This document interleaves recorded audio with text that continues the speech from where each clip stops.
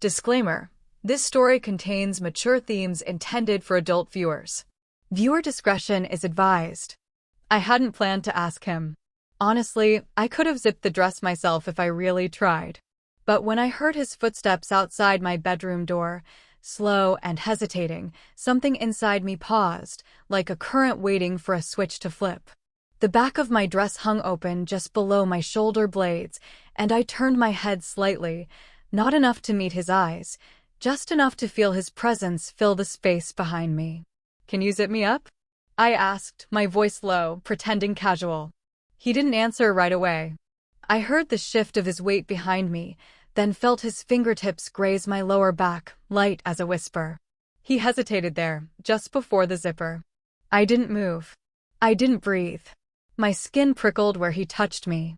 His hand slowly trailed upward, guiding the zipper along with it. The motion was unhurried, deliberate, as if he needed to memorize every inch of skin disappearing beneath the soft fabric. Just when the zipper reached the middle of my back, I felt it, his breath, warm and slow, brushing against the base of my neck. I closed my eyes. My heartbeat climbed. That breath, it wasn't an accident. Neither was the way his fingers lingered near the top of the dress, the way they barely, almost reverently, touched the edge of my shoulder. A part of me screamed that this was wrong. A bigger part of me wasn't listening. I could feel the tension hanging in the air, thick and full, the kind that makes every second stretch into something heavier. When I turned around, I caught him watching me, not just looking, but seeing. His eyes flicked to my lips, then back to my gaze, and something passed between us. Something electric. Dangerous. Unspoken. I should have stepped away. Said thank you. Broken the moment. But I didn't. I stood there, frozen in the quiet closeness, heart pounding like it already knew where this was headed. And then, his hand dropped slowly from the zipper, brushing the small of my back as he stepped closer. I could feel the heat of his body now, just inches away, so close I wasn't sure where my own breath ended and his began. "You always wear red when you're trying to get your way," he murmured, voice low and teasing near my ear. I turned slightly, just enough to glance at him over my shoulder. "And what exactly do you think I'm trying to get?" His lips curved, but there was something deeper in his eyes, something curious, conflicted. "You tell me." The tension between us felt like silk stretched too tight, soft yet strained, ready to tear with one more word or touch. My hand grazed the edge of the dresser, steadying myself.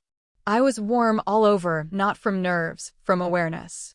Every inch of my skin buzzed where his gaze touched it. I tilted my head, letting my hair fall to one side, exposing the nape of my neck. "You missed a strand," I said softly. His fingers moved again, lifting the delicate chain that had gotten caught in the zipper. As he freed it, his knuckles brushed against my skin. This time, neither of us pretended it was nothing. "I used to think you were just being polite," he said after a moment, "when you smiled like that." "Like what?" "Like you had a secret." My smile deepened, not denying it. "Maybe I still do." He exhaled slowly, and I heard the shift in him. Like something unspoken had snapped. His hand landed on my hip, gently, as though asking permission without a word. I didn't move away. "What if someone walks in?" he whispered. "What if they don't?" I whispered back. There was a pause, not long, but long enough to wonder what line we were about to cross. Long enough to remember who we were supposed to be. And then, a sound downstairs. A door. Voices. We both froze. His hand slid away, and we stepped apart like magnets forced backward. But the air didn't clear. The tension stayed, thicker now, laced with the weight of restraint and the danger of what we almost allowed. And still, neither of us looked away.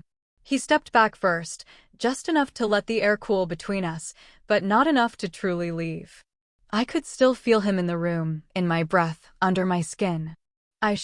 He started, but didn't finish. I turned slowly.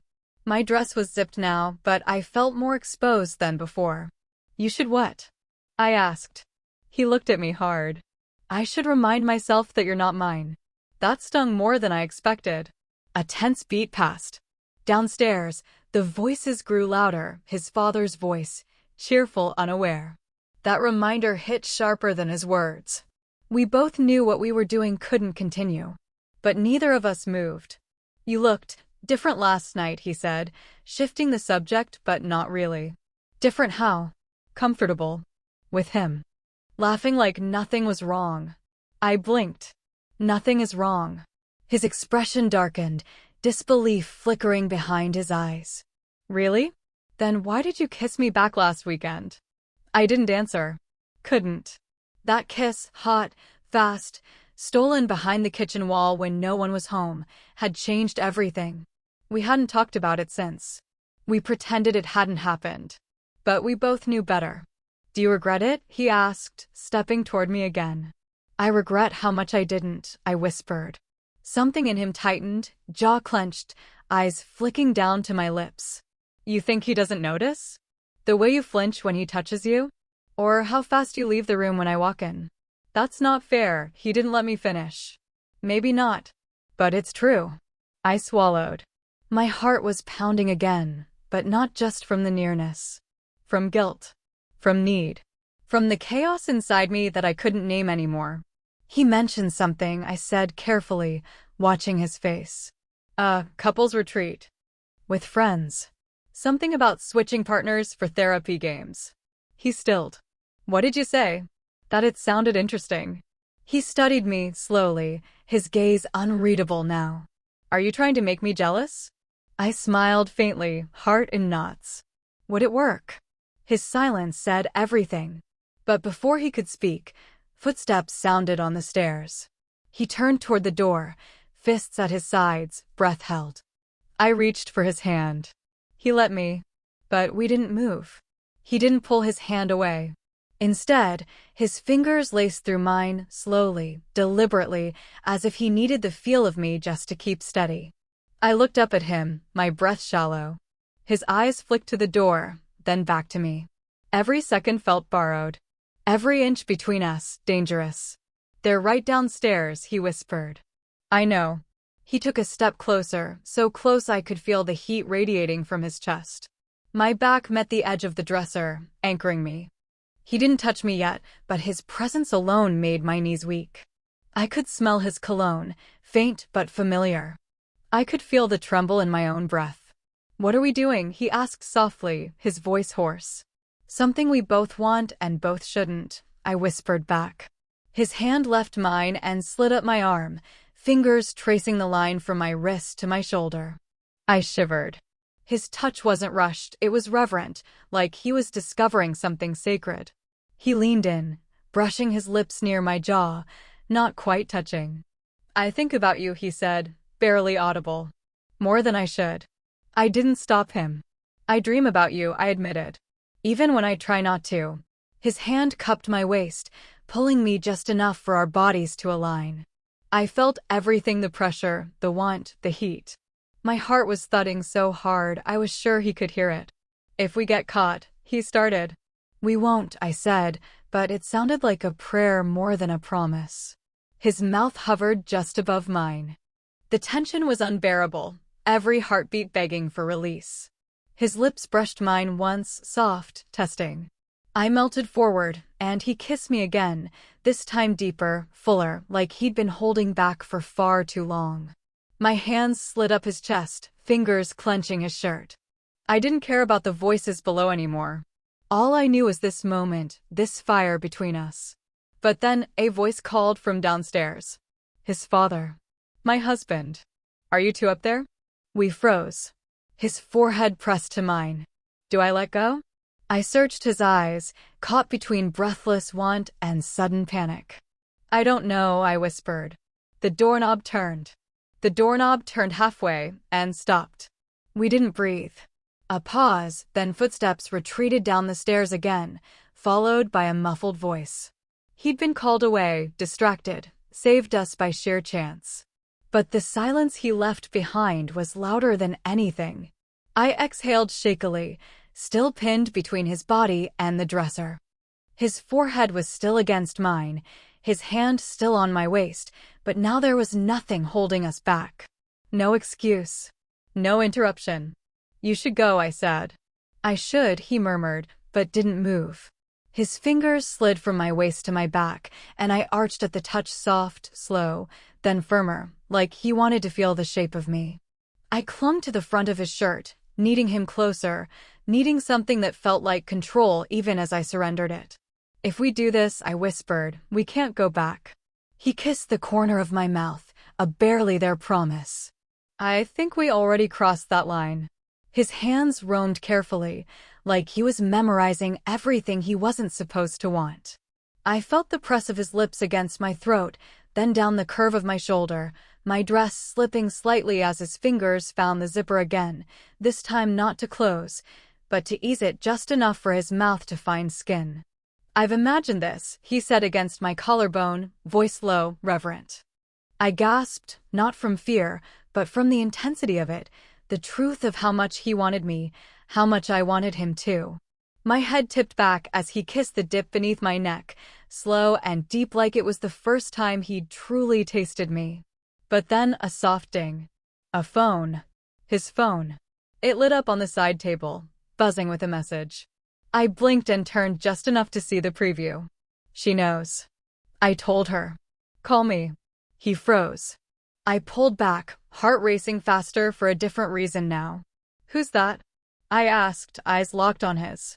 He stared at the screen, jaw tight, then looked at me like the ground had just shifted under both of us. My ex, he said slowly. We still talk sometimes. She knows about us. What? She saw us last week. The kiss. Said she wouldn't say anything, but I guess she changed her mind. My stomach flipped. The heat between us turned into a storm of panic, desire, danger. She told who? I asked. He didn't answer, he just grabbed the phone and read the full message. And then, his expression changed completely. She told him. He stared at the screen like it had just detonated in his hand. The message burned between us, and for a moment, neither of us moved. My chest rose and fell with uneven breath, dress clinging slightly off one shoulder, heart still pounding from everything we'd done and everything we'd just risked. She told him. I repeated, barely above a whisper. He looked at me, jaw clenched, eyes dark. Yeah, she did. I felt like the floor was slipping. So he knows. He knows about us. Not everything, he said quickly, stepping forward, voice low, urgent. He knows we kissed. That's it. She didn't say more, yet. Yet? I laughed, breathless, nervous. That's not nothing. I don't care, he said suddenly. I don't care if he knows. I've been holding back for so long, pretending what I feel for you is temporary. But it's not. You walk into a room, and everything else disappears. Even him. His words hit like thunder. My legs trembled, not just from fear now, but from what had been building for far too long. I don't want to stop, I whispered. That was all it took. He crossed the space between us in one breath, one heartbeat.